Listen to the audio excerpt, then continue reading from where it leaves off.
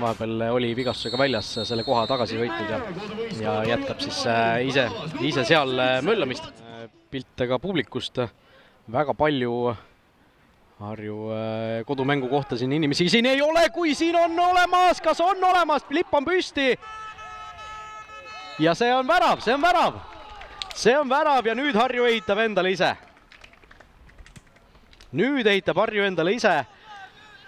Kohtunikud korra seal suhtlesid omavahel, lipp oli abikohtunikul kohe püsti. Michael Mikson tuvastas selle ära, et pall käis üle joone. Loomulikult videotugi on meil see, kes seal pea vastu sai ja suunas ka värava peale, kui nüüd oi. Kas siit tuleb vastu samasugune? Ei tule. Kohtunikud.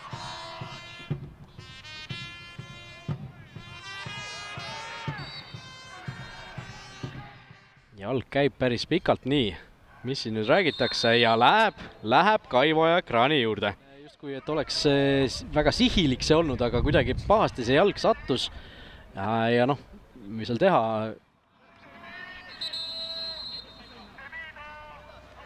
Tagataskust tuleb välja punane kaart. Jevgeni Demidov saadetakse platsilt minema. Puutega üritab sinna jätta, Pihtile Pihto hoiab ka palli mängus. Järve võtab rinnaga omaks, sealt tuleb ka löök, aga otse Nõmmele sülle.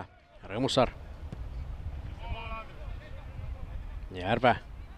Madal pall, Ussa jätkab ja jõuab see pall võrku.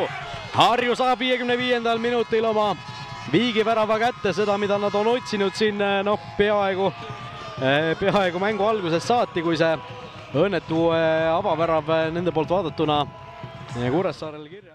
Järve mõned standardolukord on olnud madalad, aga mitte sealt vasakult poolt. Nõmm seekord pillab selle palli korra lahti, Ose ei saa kohe löögile. Tuleb siit jätkuolukorrast pall madalalt, aga kõigist. Jermatšenko, terav pall sinna lati alla ja Ussa uuesti.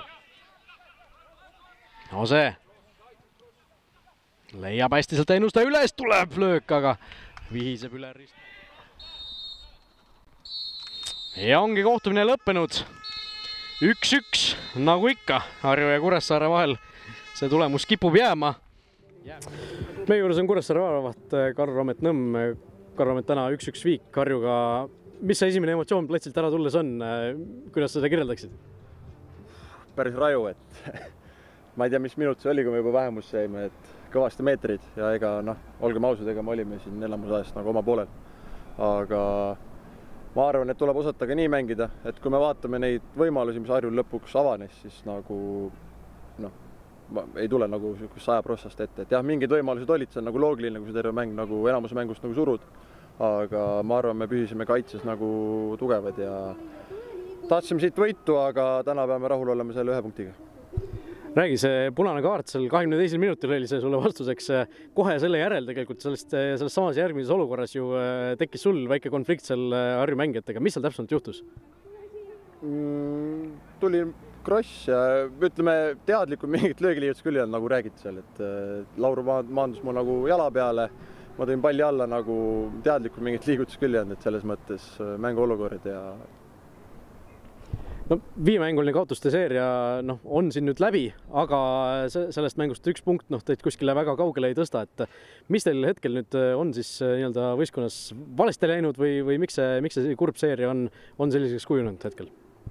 Ma arvan, valesti läinud see, et mäng kestab rohkem kui 9 minutit. Et paraku meil on jah kahjuks läinud nagu need mängu lõpud ära ja tegelikult kui vaadata nagu mängupilti Levadia Flora Tammeka, me ei ole nagu trammi all, et selles suhtes gramm jääb veel puudu, aga ma arvan nüüd homsest hakkab nii-öelda teine poolaeg hooajast ja küll me need lõpud ja asjad enda kasuks hakkame kallutama. Nii et arvestades asjaolusid kõiki seda mängu, siis selle 5 punktiga praegu lähed nii-öelda rahulolevalt riidusruumi, või?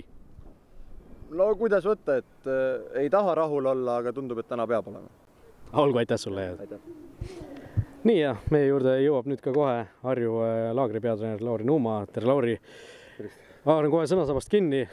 1-1 viik täna rahule vist jääda ei saa, või? Ei, pigem mitte, tulemusega kindlasti.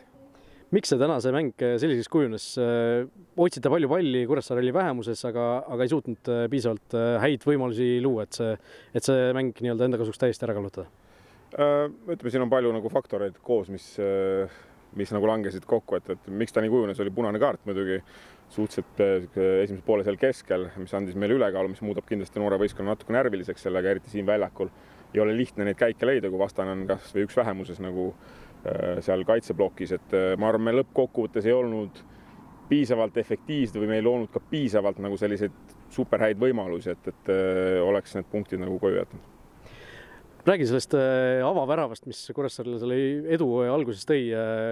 Palju on räägitud sellest, need sellised lühikesed söödud seal oma karistusalas kätkevad endas riski, eks ju, et kui sa peaksid selgitama mõnele vanakooli inimesele ja vanakooli jalgpalli vaatajale, kes ütleb, et miks te mängite seda lühikest söötu, teate ju sellised asjad võivad juhtuda, et miks te seda teete endiselt? Ma arvan, et see moment, kus me seda mängisime teatud moodi, oli lihtsalt kujunes selliseks nagu õnnetuks nagu juhuseks nii-öelda, et miks jalgpallis mängitakse lühikesega, sellepärast et lühikesega jõutakse rohkem liini taha vastasel kui pika palliga reaalsuses. Aga täna see olukord oli lõppkokkuvõttes siuke kentsakas, aga treenerina ma ütlen alati, et meil on erinevad strateegiad, kuidas mängida, see olukord läks nii, kedagi ei süüdistada ei ole nii-öelda ja täna nii.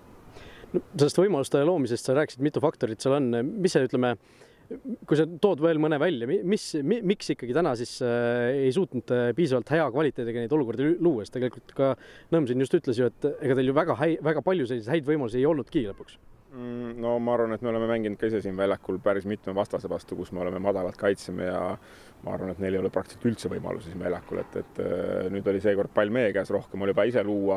Me ei ole, ütleme, nii tavapäraselt, eriti arvestades meie viimast sellist mängute seeriat, kõik ülemiste otsa võistkondadega on järjest olnud põhimõtteliselt ära Tammeka, et see palliga mäng võib-olla teatud mõttes oli nagu roostes, aga ma arvan, et me saame siit nagu edasi minna palju huvitavaid käike, tegelikult ka survet oli piisavalt, et lihtsalt see lõppkogus jalgpallis olevad äravad. No kuuldavasti viimane Premier League mäng seal väljaku kattel, et läheb lõpuks vahetamisele. Kas see tähendab nüüd seda, et nagu sa ütlesid, see väljak ka ei soosi seda nii-öelda väga lendavat ründamängu, et kas nüüd need ajad on siin läbi? No vahetus seda läheb, see on selge nii-öelda ja kindlasti me saame parema katte ja ma arvan, see on eelkõige nagu kõva töö tulemus klubi sees, et me selle lõpuks saame nüüd tehtud nagu ja liidu ja siin kohaliku omavalitsuse poolt, aga mängijatel ma arvan, see on see kõva selline treeningute mõttes selline muutus, et kindlasti meil annab mingisugused kihte siia peale luua ka just palliga mängus asjades, aga samal ajal ega see väljak, ütleme siis suuremõõduline ei ole, et kes siin jäävad oma pärad sisse, aga kindlasti me teatud hetkedel ma arvan, et natuke aitab.